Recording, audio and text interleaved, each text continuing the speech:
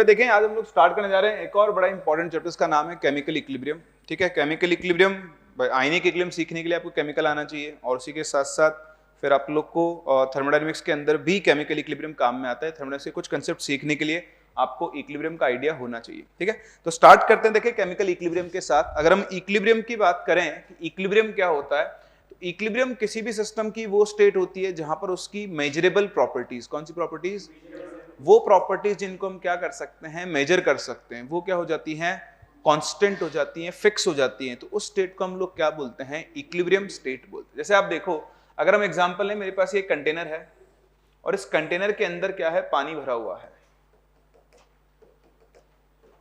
Sorry, पानी भरा हुआ नहीं है, अभी खाली है कंटेनर ये।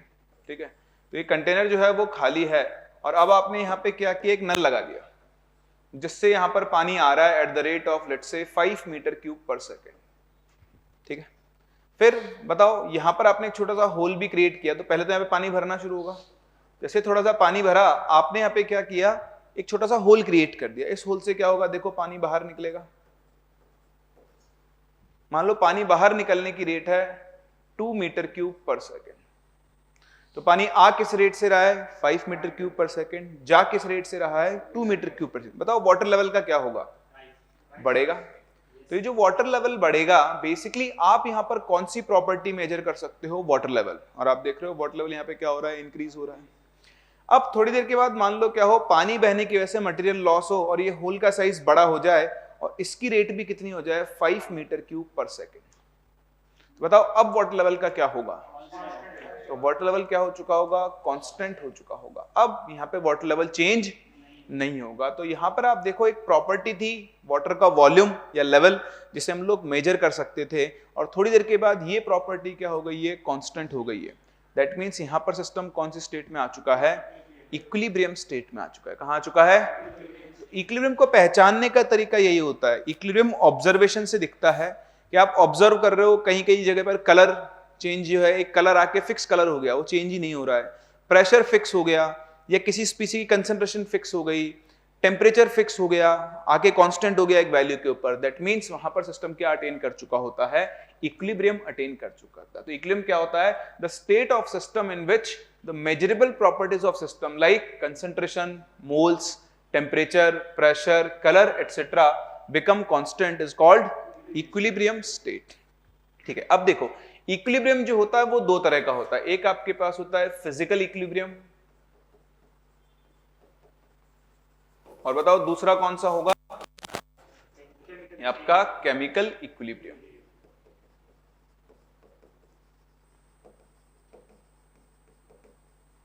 तो फिजिकल इक्विलिब्रियम और केमिकल इक्विलिब्रियम, इनमें क्या डिफरेंस होता है भाई, दो तरह के चेंजेस होते हैं, एक केमिकल चेंज होता है और एक फिजिकल चेंज। तो अगर इक्विलिब्रियम अटेन हुआ है, equilibrium attend in a physical change, अगर किसी फिजिकल चेंज में इक्विलिब्रियम अटेन हुआ है तो उसे हम लोग कौन सा इक्विलिब्रियम बोलेंगे, फिजिकल इक्विलिब्रियम। एग्जांपल जैसे आप किसी सॉलिड को मेल्ट करो, तो मेल्ट करने पर वो किस में कन्वर्ट होगा, लिक्विड में। तो फिजिकल इक्विलिब्रियम में क्या होता है, कंपाउंड चेंज नहीं होता, सिर्फ उसकी फिजिकल स्टेट चेंज होती है। क्या चेंज होती है, फिजिकल स्टेट। तो ये एक फिजिकल इक्विलिब्रियम का एग्जांपल है। वहीं अगर equilibrium is attend in a chemical change, तो वहां पर जो इक्विलिब्रियम अटेन होता है उसे हम लोग कौन सा इक्विलिब्रियम बोलते हैं, केमिकल इक्विलिब्रियम। तो जैसे मान लो आपके पास कोई रिएक्शन है CaCO3, इसको हीट करेंगे तो हीट करने पर ये क्या बनाएगा, CaO + CO2। तो देखो यहां पर कंपाउंड का फॉर्मूला ही चेंज हो गया है, केमिकल कॉम्पोजिशन चेंज हो गया है। तो ऐसे इक्विलिब्रियम को हम कौन सा इक्विलिब्रियम बोलते हैं, केमिकल इक्विलिब्रियम बोलते हैं। आप ध्यान से देखें तो आपको यहाँ पे डबल हेडेड एरो दिखाई दे रहा है। तो जो डबल हेडेड एरो है ये कौन सी रिएक्शंस को दिखाता है, ये आपको दिखाता है एक रिवर्सिबल रिएक्शन को। कौन सी रिएक्शन को, रिवर्सिबल रिएक्शन। भाई दो तरह की रिएक्शंस होती हैं, एक रिवर्सिबल और दूसरी क्या होती हैं, इरिवर्सिबल। रिवर्सिबल रिएक्शंस क्या होती हैं, which move in both directions, both forward and backward direction. जबकि इरिवर्सिबल रिएक्शंस क्या होती हैं, जो सिर्फ एक सिंगल डायरेक्शन में मूव करती है उन्हें हम लोग कौन सी रिएक्शंस बोलते हैं? Irreversible reactions. तो ये दो तरह के रिएक्शन होते हैं, मैं लिखा नहीं रहा हूं क्योंकि आपको पता है, इतना आप जानते हो कि वो रिएक्शन जो दो डायरेक्शन में मूव करेगी वो एक रिवर्सिबल है, जो एक सिंगल डायरेक्शन में मूव करे वो क्या होती है? इररिवर्सिबल। ये जो दोनों डायरेक्शन में मूव कर रही है आप अच्छे से जानते हो, इनमें से भी इस रिएक्शन को हम लोग कौन सी रिएक्शन बोलते हैं? फॉरवर्ड। और बताओ ये कौन सी रिएक्शन होगी आपकी? बैकवर्ड। तो ये पहले तो आपको बेसिक आइडिया होना चाहिए। अब देखो हम इस चैप्टर को दो पार्ट्स में पढ़ेंगे, एक फिजिकल इक्विलिब्रियम और एक केमिकल। तो जो मेजर पार्ट है वो है केमिकल इक्विलिब्रियम। तो पहले हम केमिकल इक्विलिब्रियम की बात करेंगे, लास्ट में हम लोग किसको डिस्कस करेंगे? फिजिकल या फिर फेज इक्विलिब्रियम को। तो ये स्टार्ट करते हैं केमिकल इक्विलिब्रियम के साथ, और उसमें भी हम लोग सबसे पहले पढ़ने वाले हैं characteristics of chemical equilibrium. Chemical equilibrium की अपनी कुछ प्रॉपर्टीज होती हैं जो आपको पता होनी चाहिए। आसान है, याद रखने की जरूरत नहीं है, हम इनको आगे यूज करेंगे, आपको अपने आप याद हो जाएगी। सबसे पहली प्रॉपर्टी आप देखें, इक्विलिब्रियम यानी chemical equilibrium can only be attained in reversible reactions, और वो भी किसमें होनी चाहिए? एक क्लोज्ड कंटेनर में। क्लोज्ड कंटेनर में क्यों? जैसे मान लो आपके पास रिएक्शन है CaCO3 सॉलिड, आपने इसको हीट किया, तो हीट करने पर क्या बनेगा? CaO solid plus CO2 gas. अब अगर आपने इस रिएक्शन को एक ओपन कंटेनर में करवाया है, तो बताओ ये जो CO2 है तो उड़ना जानती है, तो ये उड़ जाएगी। अगर ये उड़ गई तो रिएक्शन कभी भी दोबारा पीछे नहीं आ सकती, इसलिए आपको इस कंटेनर को क्या करना पड़ेगा? क्लोज। तो जैसे ही क्लोज करोगे CO2 बाहर नहीं जा सकती, तो ये वापस से CO से कंबाइन होगी, और अब ये रिएक्शन बैकवर्ड आकर वापस से CaCO3 बना सकती है, और फाइनली आपको क्या मिल सकता है? इक्विलिब्रियम मिल सकता है। तो इक्विलिब्रियम कभी भी इररिवर्सिबल रिएक्शन में नहीं आएगा, किसमें आएगा? हमेशा एक रिवर्सिबल रिएक्शन में ही आएगा। बोलो समझ में आता है? दूसरा, आप चाहो तो CaCO3 से शुरू करो, तो CaCO3 टूटेगा, उससे CaO प्लस CO2 बनेगा। या फिर आप चाहो तो इन दोनों से शुरू करो, ये कंबाइन होंगे, CaCO3 बनाएंगे, ये फिर से टूटेगा, वापस से बनेंगे। यानी आप चाहे रिएक्टेंट साइड से शुरू कर लो, आप चाहे प्रोडक्ट साइड से शुरू कर लो, दोनों डायरेक्शन से आप क्या अटेन कर सकते हो? इक्विलिब्रियम अटेन कर सकते हो। तो इसकी सेकंड प्रॉपर्टी है, equilibrium can be attend from both reactant और प्रोडक्ट साइड। यानी या तो आप रिएक्टेंट से शुरू करो, अगर रिएक्शन रिवर्सिबल है तो इक्विलिब्रियम आएगा, आप चाहे प्रोडक्ट से शुरू करो, अगर रिएक्शन रिवर्सिबल है तो इक्विलिब्रियम आएगा। मैं आपको एक और चीज बता दूं, आप किसी रिएक्शन की शक्ल देखकर ही नहीं बता सकते हो कि वो रिवर्सिबल है या वो इररिवर्सिबल है। एक ही रिएक्शन एक कंडीशन पर रिवर्सिबल की तरह काम कर सकती है, और दूसरी कंडीशन पर वो क्या बन जाएगी? जैसे मैं इसी की बात कर लूं, जब डब्बा बंद है तो रिएक्शन कैसी है? रिवर्सिबल। लेकिन जब डब्बा खुल गया तो रिएक्शन कैसी हो जाएगी? इररिवर्सिबल। तो आप एक्सपेक्ट ही मत करना कि आप देखकर बता दोगे कि ये रिएक्शन रिवर्सिबल है या फिर इररिवर्सिबल है। या आप याद भी मत रखना कि मैंने चैप्टर में पढ़ा था कि ये रिवर्सिबल है, मैंने आपको बता दिया, कंडीशन बदल गई तो रिएक्शन का नेचर भी क्या हो जाता है? चेंज। इसलिए जो इस चैप्टर में दी जाएगी वो आप सभी के लिए आपकी कौन सी रिएक्शंस होंगी? वो हम जिनसे भी डील करेंगे वो सब रिएक्शंस उस कंडीशन में किसकी तरह काम कर रही होगी? एक रिवर्सिबल रिएक्शन की तरह। चलिए बहुत ही बढ़िया। फिर देखें इसकी तीसरी इंपॉर्टेंट प्रॉपर्टी, ये सबसे इंपॉर्टेंट चीज है। आप देखें यहां पर क्या होता है, अगर मेरे पास कोई एक रिएक्शन है जिसमें रिएक्टेंट जो है वो प्रोडक्ट के साथ किसमें है? इक्विलिब्रियम में है। किसमें है? हम लिखते हैं time t equal to 0। Time t equal to 0 का मतलब रिएक्शन अभी शुरू नहीं हुई है। तो मान लो आपने रिएक्टेंट की कुछ कंसेंट्रेशन ली थी 2 मोलर, और प्रोडक्ट कितना रहा होगा? कुछ 0। अब टाइम के साथ साथ क्या होगा? रिएक्टेंट प्रोडक्ट में कन्वर्ट होना शुरू होगा। बताओ रिएक्टेंट की कंसेंट्रेशन क्या होगी? घटेगी, है ना? अच्छा, वो हम देखेंगे अभी, आप आगे चल के सीखोगे भी कि किसी भी रिएक्शन की जो रेट होती है वो उसके रिएक्टेंट की कंसेंट्रेशन के डायरेक्टली प्रोपोर्शनल होती है। ठीक है? तो अगर रिएक्टेंट की कंसेंट्रेशन डिक्रीज हो रही है तो बताओ रिएक्शन की रेट भी क्या होगी? डिक्रीज। तो ये कह रहा है कि फॉरवर्ड रिएक्शन की रेट जो होती है वो क्या होती है? डिक्रीज होती है। देखो टाइम के साथ साथ मान लो मैंने 10 सेकंड के बाद देखा, तो मान लो ये बचेगा 1.8 मोलर और ये बन जाएगा 0.2 मोलर। तो रिएक्टेंट की कंसेंट्रेशन तो डिक्रीज हुई और प्रोडक्ट की कंसेंट्रेशन क्या हुई? इंक्रीज हुई। तो क्योंकि प्रोडक्ट की कंसेंट्रेशन बढ़ रही है इसलिए बैकवर्ड रिएक्शन की रेट क्या होती है? बढ़ती है। तो ये सबसे इंपॉर्टेंट चीज है कि फॉरवर्ड रिएक्शन की रेट कम होती है, बैकवर्ड रिएक्शन की रेट बढ़ती है, और जहां पर दोनों इक्वल हो जाते हैं उस पर क्या आ जाता है? इक्विलिब्रियम। तो देखो ये चीज लिखी हुई है, इसको हम एक ग्राफ से दिखा सकते हैं। ये ग्राफ आपको पढ़ना आना चाहिए। ध्यान से देखना ग्राफ किस किस के बीच में है? रेट और टाइम के बीच में। तो अगर हम रेट की बात करें तो देखिए टाइम के साथ साथ फॉरवर्ड रिएक्शन की रेट क्या होती है, डिक्रीज। टाइम के साथ साथ बैकवर्ड रिएक्शन की रेट क्या होती है, इंक्रीज। और जब इक्विलिब्रियम आता है तो दोनों क्या हो जाती हैं, इक्वल। क्या हो जाती हैं, इक्वल। तो जहां दोनों इक्वल हुई वो आपको कौन सी स्टेट दिखा रहा होगा, इक्विलिब्रियम स्टेट दिखा रहा होगा। इस पॉइंट पर फॉरवर्ड रिएक्शन और बैकवर्ड रिएक्शन की रेट क्या हो चुकी होगी, इक्वल हो चुकी होगी। बोलो समझ में आ रहा है, किसी को डाउट है इसके अंदर? चलिए बहुत ही बढ़िया। तो ये आपकी कौन सी रिएक्शन की रेट है, this is rate of forward reaction. और ये वाली जो है ये कौन सी है, this is rate of backward reaction.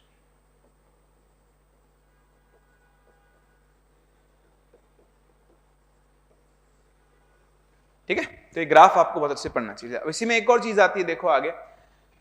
जैसे मान लो अभी 10 सेकेंड है, मान लो यहीं पे इक्विलिब्रियम आ गया। क्या आ गया, तो जब इक्विलिब्रियम आएगा तो रेट्स क्या हो जाएंगी, इक्वल। रेट इक्वल होने का मतलब क्या है, जितना रिएक्टेंट प्रोडक्ट में जा रहा होगा उतना ही प्रोडक्ट वापस से किस में आ रहा होगा, रिएक्टेंट। तो मान लो यहां से 0.1 खर्च होकर ये बढ़ना होगा, लेकिन यही 0.1 वापस से पीछे आ गया होगा। इसका मतलब ये दोनों वैल्यूज क्या हो चुकी होंगी, फिक्स, कांस्टेंट हो, इक्वल तो है नहीं ना, दिख रहा है। तो अब हम क्या बोल सकते हैं, अगर आप इसको ऑब्जर्व करो, देखो टाइम के साथ साथ रिएक्टेंट की कॉन्सेंट्रेशन तो क्या हो रही है, डिक्रीज, और प्रोडक्ट की कॉन्सेंट्रेशन क्या हो रही है, इंक्रीज। कब तक, जब तक इक्विलिब्रियम नहीं आ गया। और जब इक्विलिब्रियम आ गया तो बताओ दोनों की कंसंट्रेशन क्या हो गई है, कांस्टेंट। तो ये इक्विलिब्रियम की पहचान होती है। अगर आप इक्विलिब्रियम पे रेट देखो तो रेट तो क्या हो जाएगी, इक्वल, लेकिन अगर आप कंसंट्रेशन देखो तो वो क्या हो जाती है, कांस्टेंट। वो इक्वल हो भी सकती है, नहीं भी हो सकती है, लेकिन हो क्या जाने वाली है, कांस्टेंट। तो यही आपका अगला और इंपॉर्टेंट कैरेक्टरिस्टिक है कि the concentration of reactant decreases and the concentration of product increases till equilibrium is attained and both become constant when, ध्यान रखना रिएक्टेंट प्रोडक्ट की कंसंट्रेशन इक्वल होना इक्विलिब्रियम नहीं होता है, उनकी कंसंट्रेशन कांस्टेंट होना। इक्वल तो क्या होती है, रेट। कंसंट्रेशन इक्वल हो भी सकती है और नहीं भी हो सकती है। ठीक है, तो यहां देखो हम एक ग्राफ बनाएंगे बिटवीन कॉन्सेंट्रेशन वर्सेस टाइम।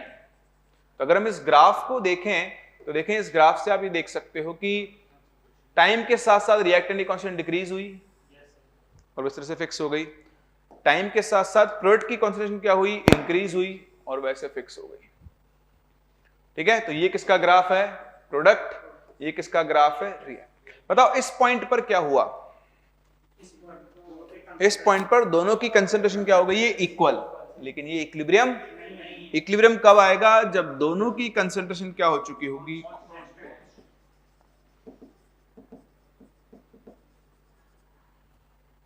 समझ में आती है बात। अब इसमें क्वेश्चन आता है कि ये ग्राफ हमेशा ही कट करेंगे, तो ऐसा कोई जरूरी नहीं है। ये ग्राफ कट कर भी सकते हैं, नहीं भी कर सकते हैं, और अलग अलग भी हो सकते हैं, मतलब मिल भी सकते हैं इधर आगे। तो आओ देखते हैं एक छोटा सा केस, उससे हम लोग समझने की कोशिश करते हैं इसको। मान लो मेरे पास एक रिएक्शन है, A is in equilibrium with B, या आप ऐसा कर सकते हो A goes to 2B, ये एक रिएक्शन मान लो। ठीक है, तो टाइम t इक्वल टू 0, मतलब रिएक्शन जस्ट हमने स्टार्ट की है। तो मान लो इसकी कंसेंट्रेशन है 2 मोलर और इसकी है 0। अब मैं अलग अलग केस ले रहा हूं, 3 अलग अलग केस ले रहा हूं। पहला केस, इक्विलिब्रियम आया एट 25% कंप्लीशन, मतलब जितना A था उसका 25% खर्च हो गया, तब इक्विलिब्रियम आया। बताओ एक का 25% कितना हो गया, 0.5। बताओ 2 में से तो कितना चला गया होगा, 0.5। तो बताओ ये कितना बचेगा, 1.5 मोलर। 1 मोल से 2 मोल बनता है, बताओ 0.5 से कितना बनेगा, 1। तो इसका कितना बन चुका होगा, 1। अब क्योंकि इक्विलिब्रियम आ गया तो जितना A B में जा रहा होगा उतना ही B A में आ रहा होगा। तो अगर मैं इस पॉइंट पर इस पर्टिकुलर डेटा के लिए ग्राफ बनाऊं बिटवीन कॉन्सेंट्रेशन एंड टाइम, बताओ ग्राफ कैसा बनेगा। स्टार्ट होगा 2 मोलर से रिएक्टेंट का ग्राफ, और कहां पे खत्म हो जाएगा, 1.5। तो 2 से 1.5 तक डिक्रीज होगा और फिर कांस्टेंट हो जाएगा। तो बताओ ये जो स्ट्रेट लाइन है ये क्या क्या चीज दिखा रही है, ये दिखा रही है ए की इक्विलिब्रियम कॉन्सेंट्रेशन, दिख रहा है। यहां पे जो पॉइंट आएगा वो आपको क्या देगा, रिएक्टेंट ए की इक्विलिब्रियम कॉन्सेंट्रेशन बता रहा होगा। बोलो दिख रहा है। ऐसे ही आप देखो प्रोडक्ट का ग्राफ बनाओ, प्रोडक्ट 0 से राइज होके कहां तक जाएगा, 1 तक, और फिर वो भी क्या हो जाएगा, कांस्टेंट। और ये जो 1 मोलर है ये क्या होगी, प्रोडक्ट की। तो जहां कांस्टेंट होता है उसके करस्पॉन्डिंग कंसंट्रेशन आपको इक्विलिब्रियम कंसंट्रेशन बताती है। ये हम आगे क्वेश्चंस में भी यूज किया करेंगे, ठीक है। तो देखो इस वाले केस में ग्राफ ऐसा बना, ग्राफ एक दूसरे को कट इवन टच भी नहीं कर रहे हैं। फिर बनाते हैं दूसरा केस जहां पर आप बोल सकते हो कि भाई लेट्स से इक्विलिब्रियम जो आया एट 50% कंप्लीशन पे आया। बताओ 50% गया तो 2 में से कितना चला जाएगा, 1। ये बनेगा, सॉरी हाँ पे लिखा है ना, तो ये 1 मोलर, और ये भी कितना बनेगा, हाँ 1 से कितना बनता है, 2, तो ये कितना बन जाएगा, 2 मोलर। चलिए फिर से ग्राफ ड्रॉ करते हैं। तो अगर हम इस वाले केस का ग्राफ ड्रॉ करें तो फिर से यहां पे आप क्या लोगे, कॉन्सेंट्रेशन वर्सेस यहां पर आप क्या लोगे, टाइम। तो आप देखो रिएक्टेंट की बात करते हैं, वही 2 मोलर से शुरू होगा और कहां तक डिक्रीज होगा, 1 मोलर, लाइक दिस। तो ये आपके वही रिएक्टेंट ए का ग्राफ होगा और ये जो 1 मोलर है वो ए की इक्विलिब्रियम कॉन्सेंट्रेशन होगी। वहीं अगर आप प्रोडक्ट का ग्राफ देखो, प्रोडक्ट 0 से शुरू होगा और कहां तक राइज हो जाएगा, तो ये आपके प्रोडक्ट बी का ग्राफ। समझ पा रहे हैं। मान लो यहां पर हम एक और केस ले लेते हैं।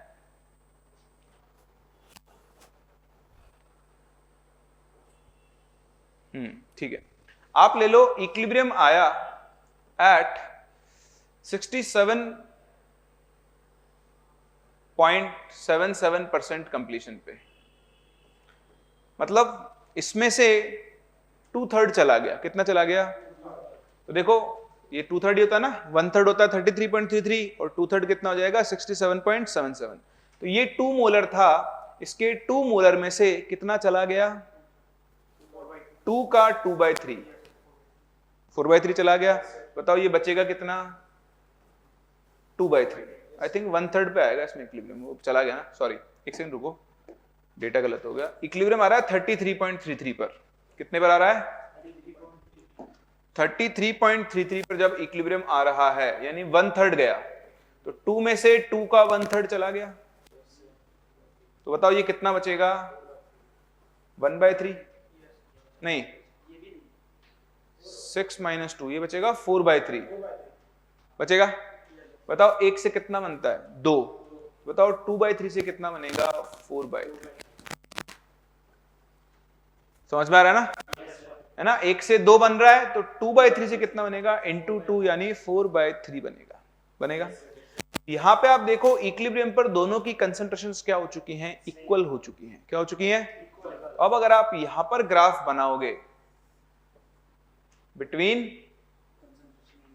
कंसंट्रेशन वर्सेस टाइम, तो देखो जो आपका रिएक्टेंट है उसकी कंसंट्रेशन कहां से शुरू होगी, 2 मोलर से, और 4/3 होता है 1.33, तो वहां से डिक्रीज होकर ये कहां पर आएगा, मान लो वो डिक्रीज होकर 1.33 तक आया, ठीक है, ये मान लो वैल्यू 1.3। और प्रोडक्ट की जो कंसंट्रेशन है वो 0 से राइज होगी और वो भी कहां तक पहुंचेगी, तो देखो यहां पर दोनों की कंसंट्रेशन इक्वल भी हो गई और कांस्टेंट भी हो गई है, तो दोनों की इक्विलिब्रियम कंसंट्रेशन सेम है, विच इज 1.33 मोलर। तो जो आपको बता रहा था कि रिएक्टेंट और प्रोडक्ट की कंसंट्रेशंस क्या हो जानी चाहिए, कांस्टेंट।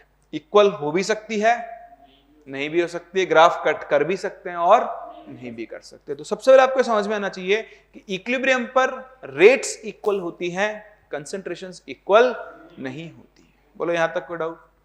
फिर लास्ट और बहुत इंपॉर्टेंट, ये कभी नहीं पूछा गया है, एनसीईआरटी में दिया हुआ है, जो आपका इक्विलिब्रियम होता है उसका नेचर होता है डायनेमिक। कैसा होता है, डायनेमिक का मतलब क्या है, देखो मैं आपको समझाता हूं। जैसे मान लो ये कंटेनर था, वो एग्जांपल लेते हैं वापस से, इसमें ऐसा होल क्रिएट हो रखा था, यहां से पानी आ रहा था at the rate of 5 metre cube per second, और यहां से पानी जा भी रहा था at the rate of 5 metre cube per second. तो बताओ वाटर लेवल क्या हो गया था?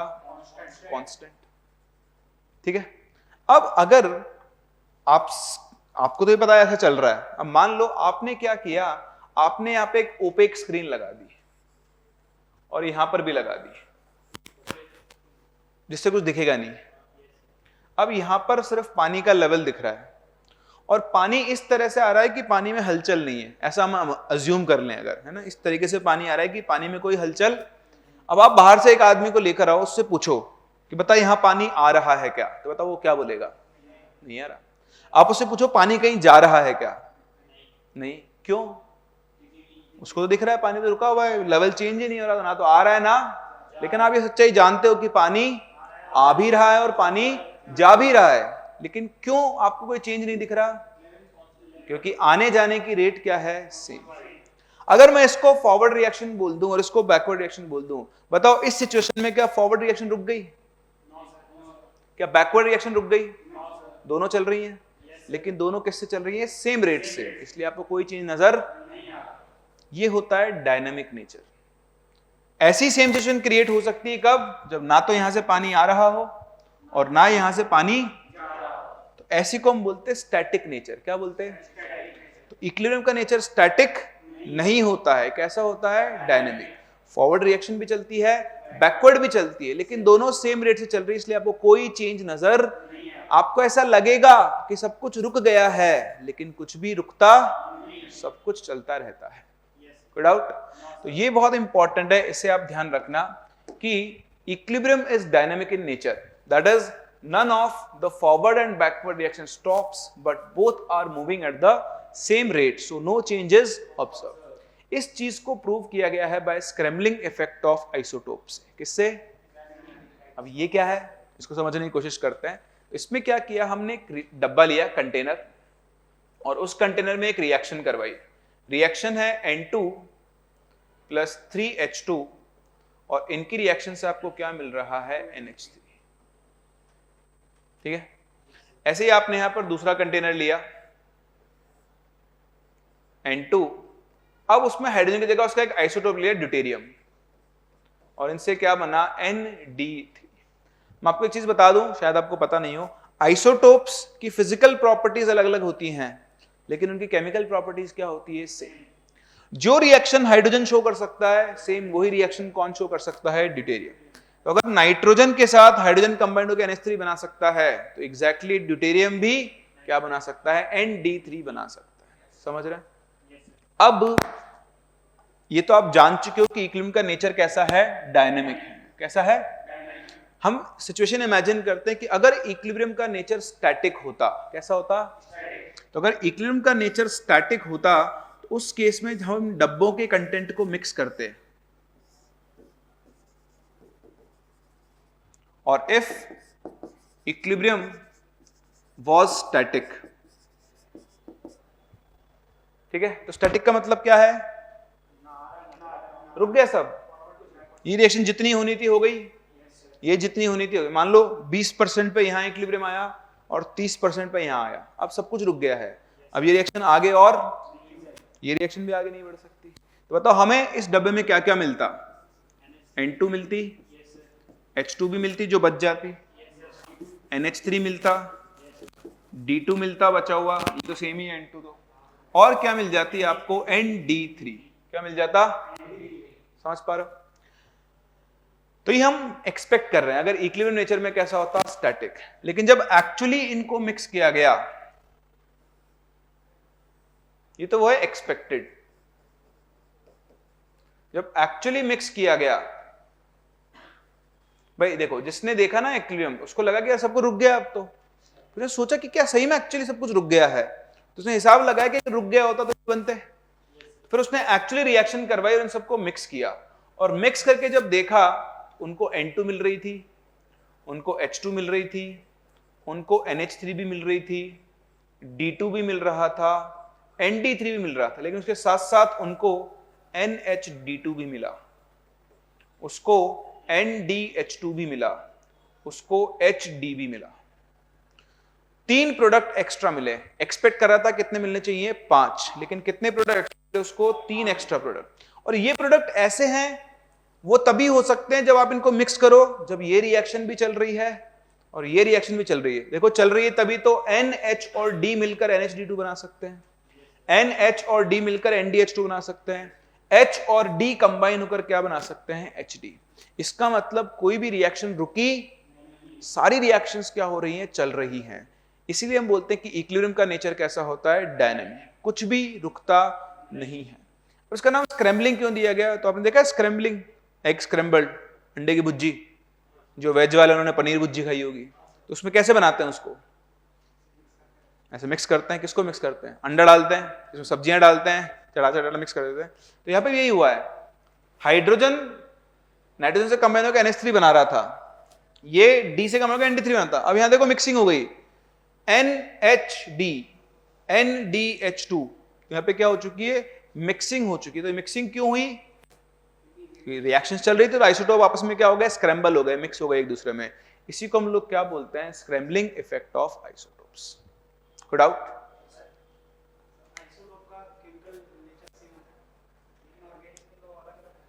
रिएक्शन तो शो करता ही है ना, वो तो मैकेनिज्म को पता करने के लिए हम लोग क्या करते हैं, आइसोटोप की लेबलिंग करते हैं।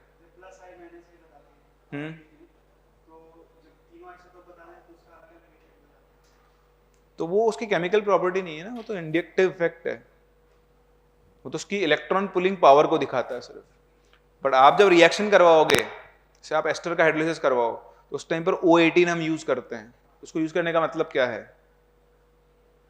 क्योंकि वो भी सेम वही रिएक्शन शो कर रहा है जो O16 करेगा, पर जिसमें मान लो आपने एसिड में O18 लगाया, तो आपको लेवल से पता लग जाएगा कि ये O18 कहां पहुंचा, पानी में पहुंचा या एल्कोहल के पास पहुंचा। प्रॉपर्टी सेम होती है, जो रिएक्शन O16 शो करेगा वही O18 भी शो करेगा। चलिए अब बढ़ते हैं, देखें इससे आगे। ये तो ही बात कि क्या होता है इक्विलिब्रियम। नेक्स्ट हम लोग सीखने जा रहे हैं law of mass action. Law of mass action दिया था गुलबर्ग एंड वागे ने। तो इन्होंने बहुत सिंपल सी बात कही थी, अगर आपके पास कोई भी एक केमिकल रिएक्शन है, तो उस केमिकल रिएक्शन की अगर आप रेट लिखना चाहते हो, मान लो रिएक्शन है N1A plus N2B gives product, तो ध्यान देना लॉ ऑफ मास एक्शन को प्रोडक्ट से कोई मतलब नहीं है, वो सिर्फ किस पे फोकस करती है, रिएक्टेंट्स पे। तो according to law of mass action, जो रेट ऑफ रिएक्शन है, rate of reaction that will be directly proportional to, देखो क्या लिखा हुआ है, proportional to product of active masses of reactants. Active mass को हम स्क्वायर ब्रैकेट से डिनोट करते हैं, active mass of reactant A to the power N1, active mass of product B to the power N2। ये होता है law of mass action, product of active masses of reactants raised to the power their stoichiometric coefficients. अब जैसे आप proportionality sign हटाओगे, यहां पर हम क्या लगा देते हैं, K, जो कि क्या कहलाता है आपका रेट कांस्टेंट। तो K into A to the power क्या बन जाएगा, N1 into B to the power क्या बन जाएगा, N2। और यहां तक समझ में आता है, ये जो K है ये आपका कहलाता है रेट कांस्टेंट, और ये जो रेट कांस्टेंट है ये सिर्फ और सिर्फ किस पे डिपेंड करता है, डिपेंड्स ओनली ऑन टेम्परेचर। ये सिर्फ और सिर्फ किस पे डिपेंड करता है, टेम्परेचर पे डिपेंड करता है, और किसी चीज पर डिपेंड नहीं करता है। तो बस यही होता है लॉ ऑफ मास एक्शन। और अब इस लॉ ऑफ मास एक्शन से हमें एक नया टर्म सीखने को मिल रहा है। पहली बात तो एक्टिव मास। तो अब बात करते हैं एक्टिव मास क्या होता है। मैं आपको सबसे पहली चीज बता दूं, एक्टिव मास मास नहीं होता है। एक्टिव मास कुछ भी हो सकता है, प्रेशर हो सकता है, कंसंट्रेशन हो सकता है, मोलैरिटी, मोलैलिटी, मोल फ्रैक्शन, कुछ भी हो सकता है। ऐसी कोई भी चीज जिसे आप मेजर कर सकते हो और वो उस रिएक्शन में बदल रहा हो, उसे हम लोग क्या बोलते हैं, एक्टिव मास। एक्टिव मतलब जो उस रिएक्शन में पार्टिसिपेट कर रहा है, उसे हम लोग क्या बोलते हैं, उसका एक्टिव मास बोलते हैं। तो हम जितना पढ़ते हैं, जितना हमारे सिलेबस में है, उसके हिसाब से अगर हम एक्टिव मास की बात करें तो हम एक्टिव मास को दो तरह से डिफाइन करते हैं। एक कॉन्सेंट्रेशन, कॉन्सेंट्रेशन बोला मतलब बेसिकली हम बात कर रहे हैं मोलैरिटी की, और दूसरा एक्टिव मास को हम किसकी को लेकर चलते हैं, प्रेशर। कई बार आप एक्टिव मास को मोल फ्रैक्शन के भी इक्वल ले सकते हो, बट वो काम नहीं आता है, नॉट यूज्ड मच। ठीक है, मेनली आपके दो ही काम में आते हैं। तो कंसंट्रेशन मोलैरिटी आप कब यूज करते हो? फॉर एक्वस सॉल्यूशंस या फॉर AQUEOUS। एक्वस गलत हो गई स्पेलिंग, एक्वस की स्पेलिंग सही है। तो फॉर एक्वस स्पीसीज या फिर लिक्विड फेज की आप बात कर रहे हो, तब आप एक्टिव मास को किसके इक्वल लेकर चलते हो? उस केस में आप एक्टिव मास को मोलैरिटी यानी कंसंट्रेशन के इक्वल लेकर चलोगे। अब ध्यान रखना, कंसंट्रेशन बोला है मतलब हम मोलैरिटी ही बोल रहे हैं। उस केस में जो आपका एक्टिव मास है वो किसके इक्वल होता है? मोलैरिटी के। सही है। लेकिन वहीं अगर आप गैसियस स्पीसीज से डील करो, किससे डील कर रहे हो? So for gaseous phase species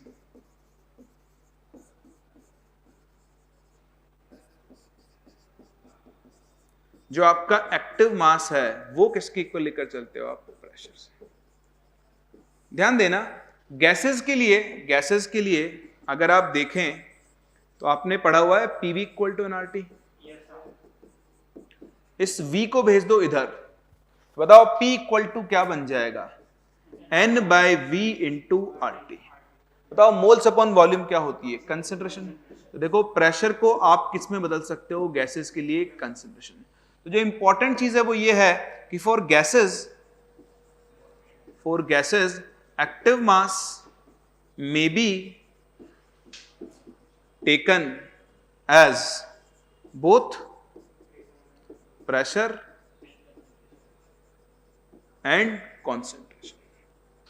तो प्रेशर और कंसंट्रेशन दोनों के इक्वल आप इसे लेकर चल सकते। समझ पाए मेरी बात को? तो बहुत बहुत इंपॉर्टेंट है, क्योंकि जब मुझे गैस का प्रेशर पता होगा तो मैं उसी से क्या निकाल सकता हूं? कंसंट्रेशन। तो हम चीजें बेस बना रहे हैं, इनको हम यूज करेंगे। तो आप पहले समझें कि एक्टिव मास किसे कहते हैं। तो एक्टिव मास पहली बात तो मास नहीं है, वो क्या होता है? ऐसी कोई भी क्वांटिटी हो सकती है जिसे आप मेजर कर सकते हो और वो उस रिएक्शन में क्या कर रही होगी? पार्टिसिपेट कर रही होगी, लगातार चेंज हो रही होगी। उसे हम लोग क्या बोलते हैं? उसका एक्टिव मास बोलते हैं। फिर एक छोटी सी चीज और जो मैं आपको बताऊं, ठीक है, कि अगर आपके पास एक प्योर सॉलिड या फिर प्योर लिक्विड है, क्या है? प्योर सॉलिड या फिर प्योर लिक्विड, तो उसके केस के लिए हम एक्टिव मास कितना लेकर चलते हैं? 1। ठीक है, क्या लेकर चलते हैं? तो आई थिंक यहां तो जगह है नहीं, तो इसको आगे लिखते हैं। ध्यान से देखें कि अगर आपके पास कोई भी प्योर सॉलिड या प्योर लिक्विड है, फॉर प्योर सॉलिड्स जिनके ब्रैकेट में एस लिखा हुआ होता है, and pure liquids, active mass is constant and is taken as unity। Active mass क्या होता है? कांस्टेंट होता है, और आप उसे किसके इक्वल लेकर चलते हो?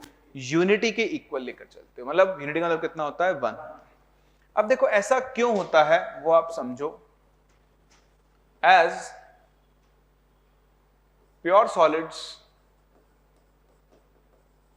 and pure liquids have constant density। देखो मैं आपको समझाता हूं इसका मतलब क्या है। जैसे आपने देखा किसी भी सॉलिड के लिए हम बात करें कंसंट्रेशन मोलैरिटी, तो क्या हो जाएगा? Moles upon volume. किसी भी चीज के लिए बात कर लो तो मोल्स क्या होता है? मोल्स होता है mass upon molar mass into volume. देखो मास अपॉन वॉल्यूम क्या बन गई? तो आप इसे डेंसिटी अपॉन मोलर मास लिख सकते हो। अब कोई भी चीज अगर किसी रिएक्शन में पार्टिसिपेट करती है तो उसका मोलर मास नहीं बदल सकता। ऐसा थोड़ा ना कि CaCO3 है, मान लो आपने CaCO3 सॉलिड लिया, तो जो CaCO3 सॉलिड है जब ये टूटेगा तो ये दो चीजें बनाएगा। बताओ CaCO3 का मोलर मास कितना होता है? 100। बताओ ये टूट गया तो इसका क्या मोलर मास 100 से चेंज होगा? कुछ और हो जाएगा? नहीं होगा ना। तो मोलर मास हमेशा क्या रहता है? फिक्स्ड होता है, तो एक कांस्टेंट वैल्यू है। मेन चीज हो गई डेंसिटी। अगर किसी रिएक्शन में कोई चीज पार्टिसिपेट कर रही है और उसकी डेंसिटी बदली तो उसकी कंसंट्रेशन भी क्या होगी? बदलेगी। नहीं बदली तो कंसंट्रेशन चेंज। आप खुद सोचो, आप खुद जवाब देना अपने कॉमन सेंस से। मेरे पास ये एक CaCO3 का ब्लॉक है जिसकी डेंसिटी 1.2 ग्राम पर ml थी।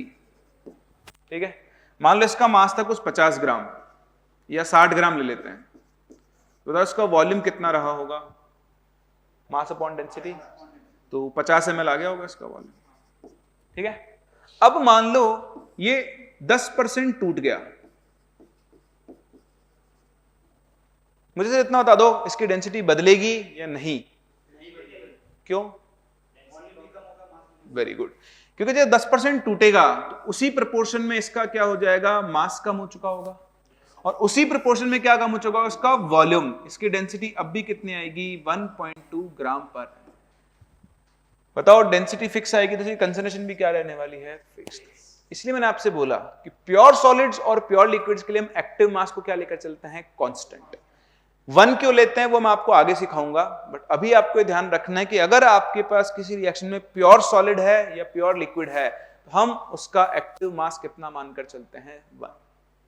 कोई दिक्कत समझ में आ रहा है? ये इसका एक्चुअल रीजन है कि क्यों हम प्योर सॉलिड या फिर प्योर लिक्विड का एक्टिव मास 1 लेकर चलते हैं। चाहो तो आप लिख सकते हो।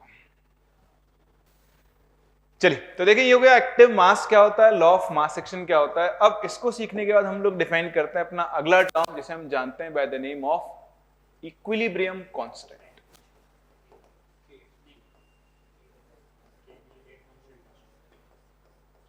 के इक्विलिब्रियम, सिंपल। ठीक है, तो अगर आपके पास कोई भी एक रिवर्सिबल रिएक्शन है, कोई भी एक रिवर्सिबल रिएक्शन है जिसमें कुछ रिएक्टेंट्स हैं, वो रिएक्टेंट्स किसमें कन्वर्ट हो रहे हैं, प्रोडक्ट्स में। ठीक है, तो किसी भी रिवर्सिबल रिएक्शन के लिए आपको पता है, बताओ ये कौन सी रिएक्शन है, फॉरवर्ड। तो फॉरवर्ड रिएक्शन का जो रेट कांस्टेंट होता है उसे हम बोलते हैं केएफ। और ये कौन सी रिएक्शन है, बैकवर्ड। बताओ बैकवर्ड रिएक्शन का जो रेट कांस्टेंट होता है उसे हम लोग क्या बोलते हैं, केबी। ठीक, तो किसी भी रिएक्शन के लिए जो इक्विलिब्रियम कांस्टेंट होता है वो सिंपली कुछ भी नहीं होता है, ratio of rate constants of forward and backward reaction. तो फॉरवर्ड और बैकवर्ड रिएक्शन के रेट कांस्टेंट्स का जो रेशियो होता है उसी को हम लोग क्या बोलते हैं, इक्विलिब्रियम कांस्टेंट बोलते हैं। तो जो इक्विलिब्रियम कांस्टेंट है आपका के इक्विलिब्रियम, वो सिंपली किसके इक्वल होता है, केएफ अपॉन के।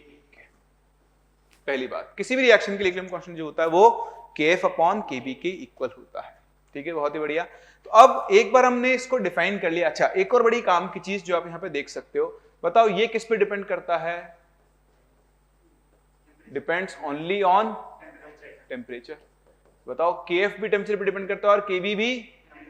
इसलिए किसी भी रिएक्शन का जो इक्विलिब्रियम कांस्टेंट है वो भी सिर्फ और सिर्फ किस पे डिपेंड करता है, it depends only on temperature.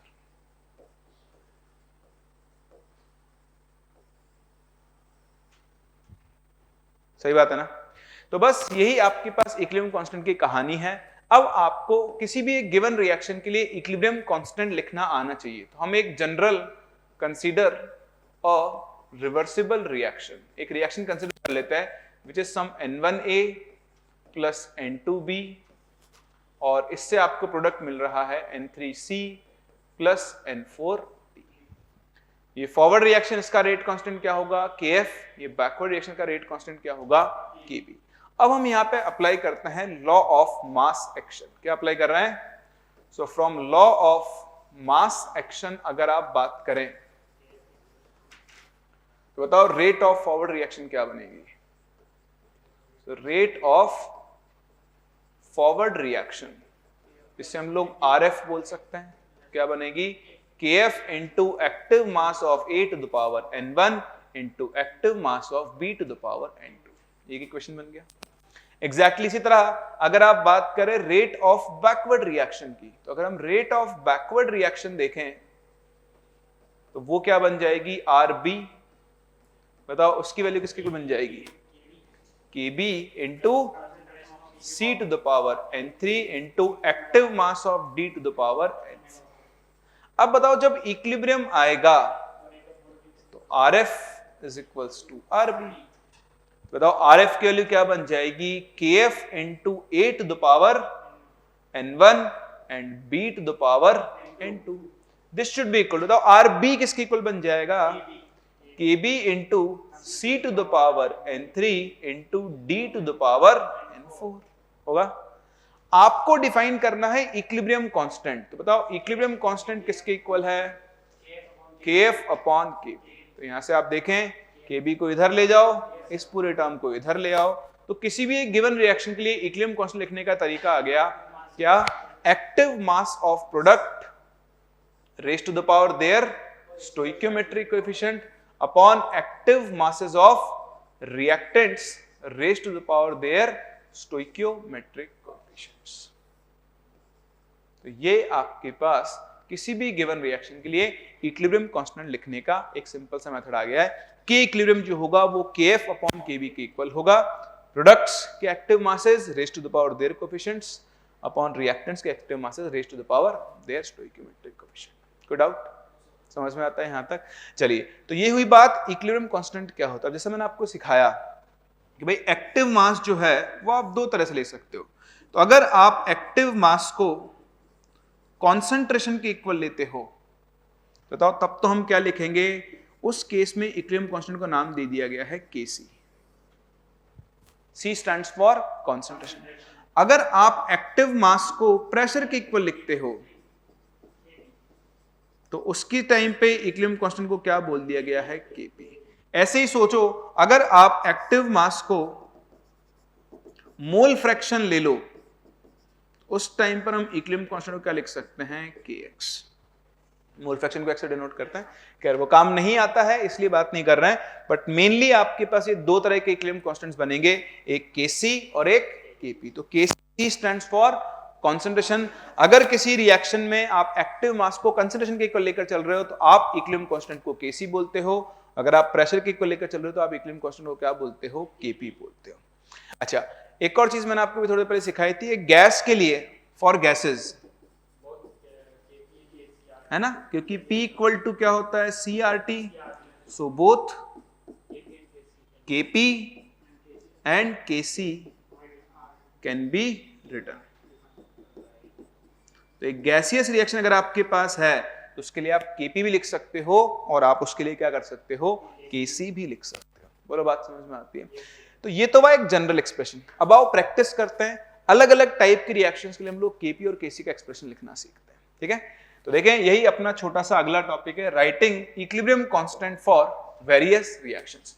इनमें जो मैं सबसे पहले आपके सामने रिएक्शन लेकर चल रहा हूं वो है एक होमोजीनियस गैसियस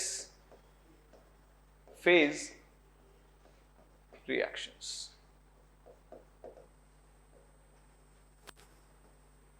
तो होमोजीनियस गैसियस फेज रिएक्शन आपके पास कोई भी अलग अलग रिएक्शंस होती हैं। जैसे मान लो ये एक रिएक्शन है H2 gas plus I2 gas 2HI gas. ठीक है, अब देखो पूरी की सारे के सारे गैसेस हैं, इसे हम बोलते हैं होमोजीनियस गैसियस फेज रिएक्शन। बताओ उसके लिए मैं Kp लिख सकता हूं या Kc? दोनों लिख सकता हूं, Kp भी लिख सकता हूं। और तो बताओ अगर मैं इसके लिए Kc लिखूंगा Kc, तो Kc क्या बनेगा? कंसंट्रेशन ऑफ HI का square upon concentration of H2 and concentration of. अब ध्यान दो, हमने स्क्वायर ब्रैकेट को एक्टिव मास बोला था, अब हमने दोनों को सीख लिया है। तो अब स्क्वायर ब्रैकेट हमेशा किसको डिनोट कर रहा होगा? कंसंट्रेशन को। आप इसके लिए Kp भी लिख सकते हो। Kp क्या बनेगा? Pressure of HI whole square upon pressure of H2 into pressure of. तो ये बन गई Kp और Kc की यूनिट। अगर आप थोड़ा सा ध्यान दें, यहां पर हम एक टर्म डिफाइन करते हैं जिसे हम बोलते हैं डेल्टा Ng। क्या बोलते हैं? डेल्टा Ng क्या होता है? डेल्टा Ng होता है total gaseous moles of products minus total gaseous moles of reactants. आपको सिर्फ और सिर्फ कौन से मोल्स कंसीडर करने हैं? Gaseous moles. सॉलिड लिक्विड को काउंट, सॉलिड लिक्विड एक्वस इन सबको काउंट नहीं करना। बताओ इस रिएक्शन का डेल्टा Ng कितना दिख रहा है आपको? तो देखो प्रोडक्ट के 2 माइनस रिएक्टेंट 1 प्लस 1 कितना आ गया है? 0। अभी हम आगे चल के डेराइव भी करेंगे क्योंकि हम गैसियस रिएक्शन के लिए Kp और Kc दोनों लिख सकते हैं, तो Kp और Kc में एक रिलेशन बनता है which is Kp is equals to Kc into RT to the power delta Ng। अभी आगे चल के हम इसको डिराइव भी करेंगे, वैसे इसको याद रखना होता है, ऐसे याद हो जाता है ये, ठीक है। और इसको मैं आपको वैल्यूज को भी यूज करना सिखाऊंगा, बट अभी तो आप देखें, आपको दिख रहा है इस रिएक्शन के लिए डेल्टा Ng 0 है। बताओ अगर डेल्टा Ng 0 है तो इस रिएक्शन के लिए Kp और Kc क्या आने चाहिए? तो Kp equal to Kc into RT to the power 0।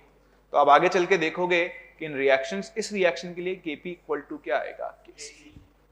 चलो दूसरी रिएक्शन देखते हैं। दूसरी रिएक्शन लेट्स से जो आपकी दूसरी रिएक्शन है वो है PCl5 गैस, और इससे क्या बन रहा है? PC प्लस Cl2 गैस है। बताओ इस रिएक्शन का डेल्टा Ng कितना है?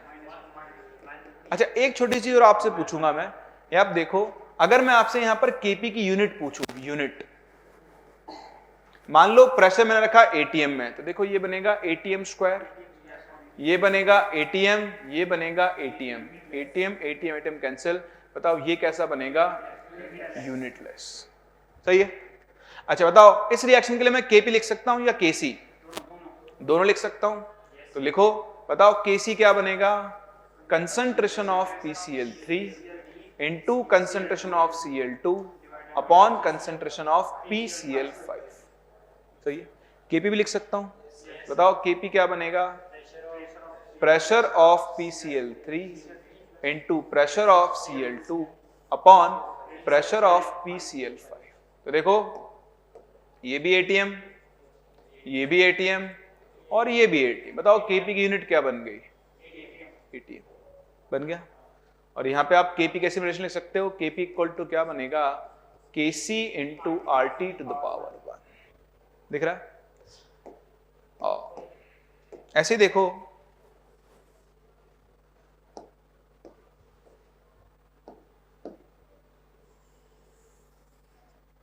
अगर मैं आपके सामने एक और रिएक्शन लिखूं, reaction is N2 gas plus 3H2 gas gives what?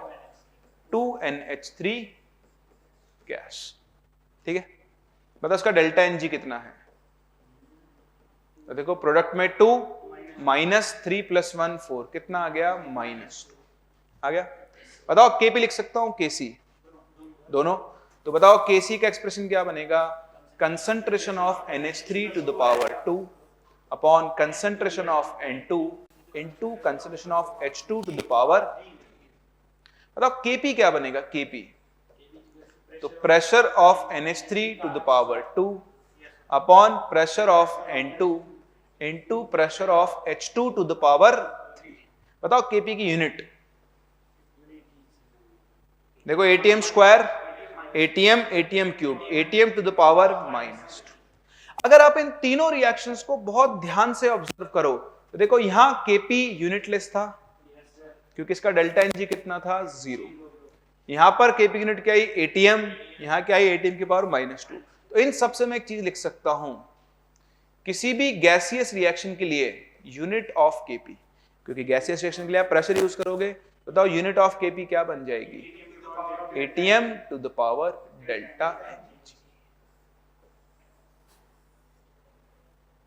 समझ पा रहे हैं? तो इस तरह से आप किसी भी होमोजीनियस गैसियस रिएक्शन के लिए Kp और Kc दोनों लिख सकते हो। कोई डाउट? चलिए तो आज अपन यहीं तक कंप्लीट करते हैं। नेक्स्ट क्लास हम लोग हेट्रोजीनियस गैसियस फेज रिएक्शंस के लिए, एक्वस फेज रिएक्शंस के लिए Kp कैसे लिखना सीखेंगे। हम कैरेक्टरिस्टिक ऑफ इक्विलिब्रियम कांस्टेंट की बात करेंगे और फिर उसके बाद हम लोग कैलकुलेशन ऑफ Kp और Kc सीखेंगे, कैसे हम इनको कैलकुलेट करते हैं। ठीक है, तो मिलते हैं नेक्स्ट क्लास और यहां से आगे बढ़ते हैं।